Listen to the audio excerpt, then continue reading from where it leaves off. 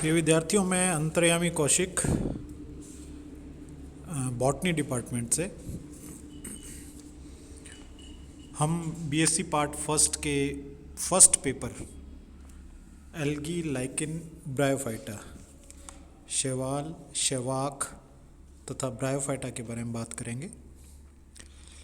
विद्यार्थियों, इससे पहले मैं लगभग 7 वीडियो लेक्चर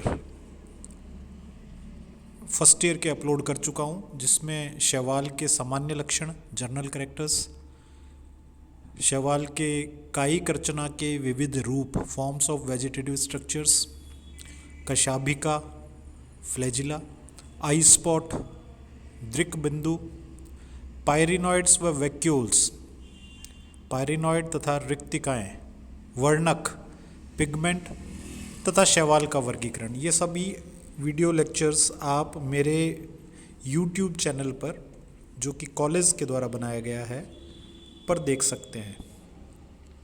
यानी कि हम जो इस पेपर की फर्स्ट यूनिट है, उसमें जो सामान्य लक्षण है, उसका लगभग पार्ट हम इससे पहले पूरा कर चुके हैं।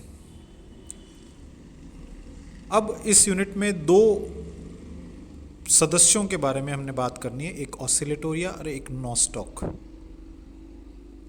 आज हम ऑसिलेटोरिया के बारे में बात करेंगे। विद्यार्थियों, इस यूनिट से जुड़े हुए प्रश्न तथा नोट्स मैं आपको PDF के द्वारा आपके व्हाट्सएप ग्रुप पर दे दूंगा, और इससे जुड़े क्वेश्चंस भी आपको, अभ्यास प्रश्न भी आपको आपके व्हाट्सएप ग्रुप पर मिलेंगे, जिन्हें सॉल्व करके आप मुझे मेरे पर्सनल व्हाट्सएप नंबर पर भेज सकते हैं। तो आज के लेक्चर में हम बात करेंगे ऑसिलेटोरिया के बारे में। ऑसिलेटोरिया साइनोफाइसी समूह का एक सदस्य है। इसका क्लासिफिकेशन हमने दिया है, वर्ग साइनोफाइसी, ऑर्डर नोस्टोकेल्स और फैमिली ऑसिलेटोरिएसी। शब्द ऑसिलेटोरिया इंग्लिश शब्द ऑसिलेशन से लिया गया है। ऑसिलेशन का मतलब होता है दोलन गति। हम फिजिक्स में पढ़कर आए हैं पेंडुलम के बारे में, जिसमें हम बताते हैं कि पेंडुलम एक विशेष प्रकार की गति करता है अपने अक्ष के दोनों ओर, दाएं व बाएं। इस गति को हम दोलन गति कहते हैं। क्योंकि शैवाल का ये सदस्य ऑसिलेटोरिया जो है, ये सदस्य अपने अक्ष के दोनों ओर पेंडुलम की भांति गति प्रदर्शित करता है। ये एक विशेष लक्षण है इसका। इस गति को हम ऑसिलेशन या दोलन गति कहते हैं, और इस विशिष्ट लक्षण के कारण इस सदस्य का नाम ऑसिलेटोरिया पड़ा है। तो क्वेश्चन आपसे पूछा जा सकता है कि ऑसिलेटोरिया का नाम किस आधार पर रखा गया, या गति के आधार पर रखे गए शैवाल के नाम का वर्णन करें। तो आपको पता होना चाहिए कि जो ऑसिलेटोरिया है, उसका नाम गति के आधार पर रखा गया है। यह एक ऐसा शैवाल है जो अलवणीय जल में, फ्रेश वाटर में, जल को 2 प्रकार से हमने विभेदित किया है, एक लवणीय जल और एक अलवणीय जल। लवणीय जल जो समुद्र में पाया जा रहा है, और अलवणीय जल जो विभिन्न झीलों, पोखरों, तालाबों, नदियों या कृत्रिम रूप से बने पॉन्ड्स के अंदर पाया जाता है। इसको हमने अलवणीय जल कहा है। इसको हम फ्रेश वाटर कहते हैं, और उसे हम मैराइन वाटर या लवणीय जल कहते हैं। तो यह अलवणीय जल में पाए जाने वाला शैवाल है, और लगभग इसकी 105 जातियाँ पूरे विश्व भर में पाई जाती हैं। सामान्यतः यह बरसाती पानी के गड्ढों में पाया जाता है, और कुछ इसकी जातियाँ प्लैंकटॉनिक है, प्लवकीय है। हम पीछे लेक्चर में एक में बात करके आए हैं प्लवकीय के बारे में, प्लैंकटॉन के बारे में। आपको दोबारा बताता हूँ। एक इस प्रकार का शैवाल जो जल की सतह पर तैरता हुआ पाया जाता है, प्लवकीय, प्लैंकटॉन्स कहलाते हैं।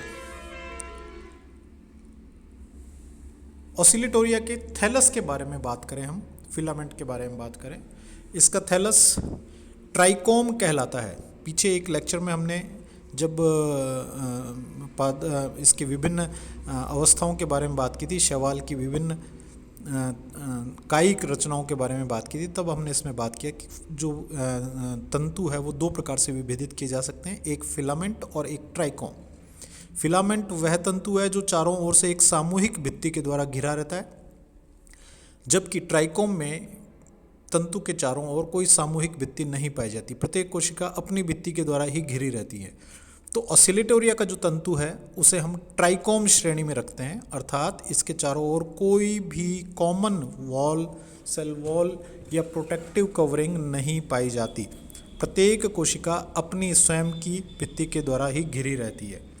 इसकी कोशिकाएं ऊंचाई में कम और चौड़ाई में ज़्यादा होती हैं और एक पंक्ति में विन्यासित होती है। यह शाखित नहीं होता, अशाखित होता है और अनब्रांच्ड और एक पंक्ति में, इसलिए इसे हम यूनिसीरिएट कहते हैं।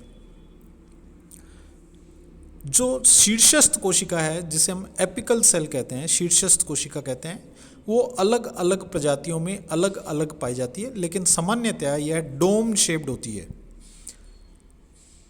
गुंबदाकार, ऊपर से गोल और नीचे से चपटी। सामान्यतया अधिकतम जो स्पीसीज है उनमें यह इस प्रकार की पाई जाती है। जो शीर्षस्थ कोशिका है, कुछ तंतुओं में यह टोपी के समान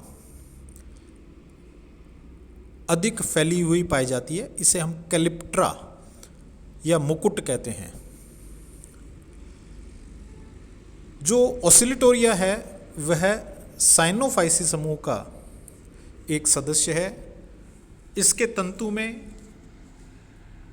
कुछ मृत कोशिकाएं पाई जाती हैं स्थान स्थान पर, जिन्हें हम सेपरेशन डिस्क कहते हैं, पृथक बिंब कहते हैं। इसके कारण जैसे ही कोई दबाव उत्पन्न होता है, या आप ये कह सकते हैं कि वाटर करंट, जल में किसी प्रकार की हलचल होती है, तो यह तंतु इन सेपरेशन डिस्क से छोटे छोटे टुकड़ों में विभक्त हो जाता है, जो कि बहुकोशीय होते हैं। इन टुकड़ों को हार्मोगोनिया या हार्मोगोनियम कहते हैं। इसके बारे में हम बाद में बात करेंगे। सामान्यतया जो पादप है वह बहुकोशीय है और छोटे छोटे टुकड़ों में हार्मोगोनियम में बटा रहता है, सेपरेशन डिस्क के द्वारा एक दूसरे से अलग अलग ग्रुप्स में दिखाई देता है। अब हम इसकी बात करते हैं कोशिका के बारे में। ऑसिलेटोरिया एक ऐसा शैवाल है जिसकी कोशिका प्रोकैरियोटिक प्रकार की होती है। प्रोकैरियोटिक से आप समझ सकते हैं कि इसमें कोशिका झिल्ली से घिरे हुए कोशिकांग नहीं पाए जाते। जीवद्रव्य सामान्य रूप से व्यवस्थित होता है। सभी कोशिकाओं की संरचना लगभग समान होती है। कोशिका भित्ति सेलुलोज से निर्मित होती है तथा यह 3 स्तरों में विभेदित होती है। ये स्तर जो है इस कोशिका को सुरक्षा प्रदान करते हैं। कोशिका भित्ति में कोशिकाओं को आपस में जोड़ने के लिए एक विशेष प्रकार का छिद्र पाया जाता है, जिसे प्लाज्मोडेस्मेटा कहते हैं। इसके बारे में आगे हम बात करेंगे। कोशिका भित्ति मुख्यतया म्यूकोपेप्टाइड से बनी होती है और इसकी भित्ति में कार्बोहाइड्रेट्स, अमीनो एसिड्स व फैटी एसिड्स भी पाए जाते हैं। जीवद्रव्य को हम 2 भागों में विभाजित कर सकते हैं। जो परिधीय भाग है, पेरिफेरल रीजन है, उसके अंदर पिगमेंट पाया जाता है, वर्णक पाया जाता है और उसके कारण यह रंगीन होता है, कलरफुल होता है और इस भाग को हम क्रोमोप्लाज्म कहते हैं। जबकि केंद्रीय भाग रंगहीन होता है क्योंकि इसमें वर्णक नहीं पाए जाते और रंगहीन होने के कारण इसे हम सेंट्रोप्लाज्म कहते हैं।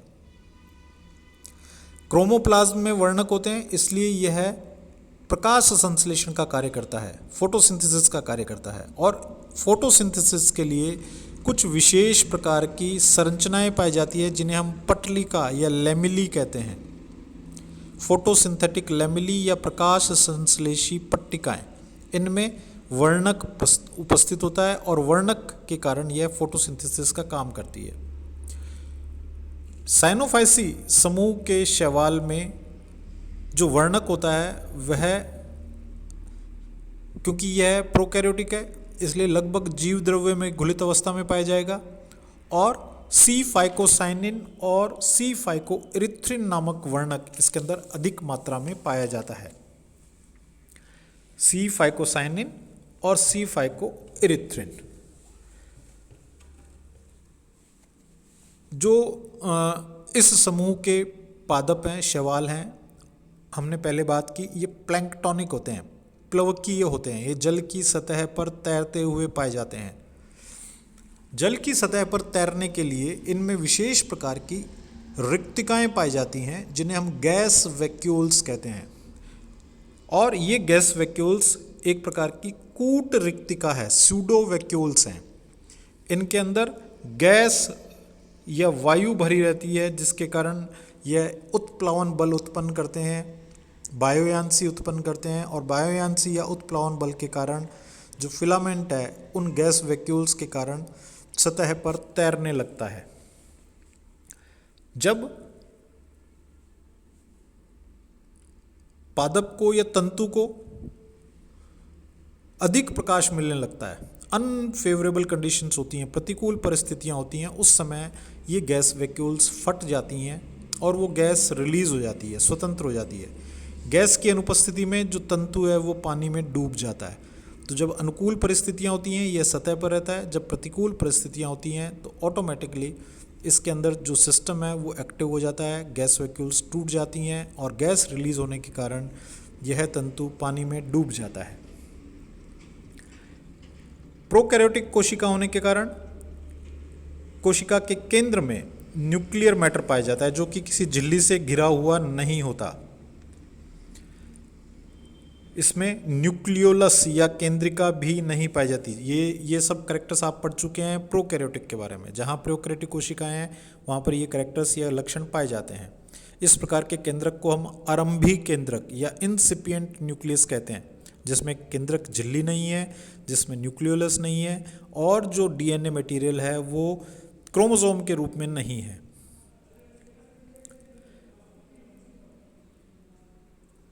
जो केंद्रक है उसमें न्यूक्लियर मटेरियल होता है, मैटर होता है, न्यूक्लियोप्लाज्म जिसे हम कहते हैं, और जो जेनेटिक मटेरियल है वह उसमें तैरता हुआ पाया जाता है, गुणसूत्रों के रूप में नहीं पाया जाता। अब हम बात करते हैं इसके पोषण की। इन तंतुओं में क्लोरोफिल ए, सी फाइकोसाइनिन और सी फाइकोइरिथ्रिन वर्णक पाए जाते हैं। क्लोरोफिल की उपस्थिति से या सी फाइकोसाइनिन और इरिथ्रिन की उपस्थिति से ये पादप अपना भोजन स्वयं बनाते हैं, इसलिए हम इन्हें ऑटोट्रॉफिक कहते हैं, स्वयं पोषी कहते हैं। और जो फोटोसिंथेसिस है उसके द्वारा ये शर्करा और ग्लाइकोजन का निर्माण करते हैं, जो इसमें रिजर्व फूड मटेरियल के रूप में पाई जाती है, संचित भोजन के रूप में पाई जाती है। कोशिका में क्योंकि स्थान कम होता है और जो स्टार्च और जो ग्लाइकोजन है वो अधिक स्थान घेरती हैं, तो इन्हें कंडेंस करने के लिए, इन्हें संघनित करने के पश्चात साइकोफाइसिन स्टार्च और ग्लाइकोप्रोटीन का निर्माण होता है, जो इसमें लंबे समय तक संचित रहती है। तो यह हमारे पास में इसके न्यूट्रिशन के बारे में या पोषण के बारे में हुआ। अब ऑसिलेटोरिया जनन किस प्रकार से करता है? ऑसिलेटोरिया मुख्यतया कायिक गतिविधियों के द्वारा, वेजिटेटिव मेथड्स के द्वारा जनन करता है, और मुख्य इसमें जो जनन का तरीका है वह है हार्मोगोनियों के द्वारा। हम पीछे पढ़ के आए हैं, तंतु में सेपरेशन डिस्क पाई जाती हैं, विशेष प्रकार की निर्जीव कोशिकाएं पाई जाती हैं जिनका जीव द्रव्य श्लेष्मा में परिवर्तित हो जाता है, म्यूसिलेज में परिवर्तित हो जाता है, और म्यूसिलेज के कारण ये कोशिकाएं मृत हो जाती हैं। इन मृत कोशिकाओं को नेक्रीडियल सेल या नेक्रीडियम या मृतोप कोशिकाएं कहते हैं। ये मृतोप कोशिकाएं ही सेपरेशन डिस्क के रूप में जानी जाती हैं। ये कोशिकाएं क्योंकि मृत होती हैं, इसलिए अलग अलग स्थान पर उपस्थित होने के कारण तंतु को छोटे छोटे टुकड़ों में विभक्त कर देती हैं।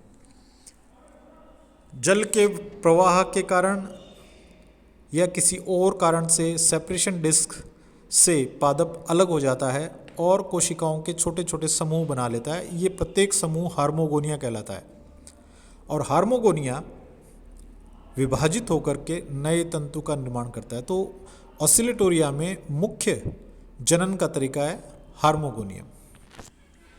इसके पश्चात हम बात करते हैं मूवमेंट की। जो ऑसिलेटोरिया है, मैंने आपको पहले बताया, ऑसिलेटोरिया का नाम उसकी एक विशेष प्रकार की गति के कारण हुआ जिसको हम दोलन गति कहते हैं। तो जो तंतु है उसकी कोशिकाओं में दबाव के उत्पन्न होने के कारण कोशिकाएं या तंतु गति करता है। दो प्रकार की मुख्यतः गति दिखाते हैं ये। पहली गति है ग्लाइडिंग मूवमेंट और क्रीपिंग मूवमेंट, जिसे हम विसर्पी गति कहते हैं। जैसे सांप अपने स्थान से आगे की ओर पीछे की ओर चलता है एक अक्ष पर, इस प्रकार की गति एक ही अक्ष पर आगे अथवा पीछे के रूप में होती है और इस गति को हम विसर्पी गति कहते हैं। दूसरी गति आती है हमारे पास में ऑसिलेटरी मूवमेंट, दोलन गति। इस प्रकार की गति में जो ऑसिलेटोरिया है वो एक पेंडुलम, घड़ी के पेंडुलम की भांति दाएं व बाएं गति करता है, जिसे हम ऑसिलेशन कहते हैं। चित्र में ये दिखाया गया है और इसी के आधार पर इसका नाम ऑसिलेटोरिया पड़ा है। वैज्ञानिक अलग अलग कारण बताते हैं दोनों गतियों के लिए। कुछ वैज्ञानिकों के अनुसार इस तंतु के शीर्ष पर विशेष प्रकार के सिलिया पाए जाते हैं, पक्षम पाए जाते हैं, जिनके कारण ये गति करता है, लेकिन यह आधार अधिक मान्य नहीं है। दूसरा, कुछ वैज्ञानिक कहते हैं कि कोशिका भित्ति पर छिद्रों के कारण कोशिकाओं के मध्य श्लेष्मीय पदार्थों का आवागमन होता है, जिसके कारण कोशिकाओं के दबाव में परिवर्तन होता रहता है। कुछ कोशिकाएं अधिक भर जाती हैं, कुछ कोशिकाएं खाली हो जाती हैं। इस प्रकार के दबाव के कारण यह गति करता है। तीसरा, कुछ वैज्ञानिक मानते हैं कि इन तंतुओं में आवर्ती संकुचन तरंगें पाई जाती हैं, रिदमिक कॉन्ट्रैक्शन वेव्स पाई जाती हैं और इनके कारण यह तंतु गति करते हैं। लेकिन सबसे अधिक पॉपुलर जो थ्योरी है, जब सबसे अधिक मान्य सिद्धांत है, वो ये कहता है कि कोशिकाओं के मध्य ऑस्मोटिक प्रेशर, परासरणीय दबाव जो है वो वो बदलता रहता है और इस परासरणीय दबाव के बदलते रहने के कारण कोशिकाएं गति करती हैं। तो इस प्रकार से ये 4 कारण हैं विभिन्न वैज्ञानिकों के द्वारा दिए जाते हैं जो कि इसकी गति को एक्सप्लेन करते हैं। तो विद्यार्थियों, ये था ऑसिलेटोरिया के बारे में। इससे जुड़े हुए क्वेश्चंस और इससे जुड़े हुआ PDF आपको आपके व्हाट्सएप पर मिल जाएगा। धन्यवाद।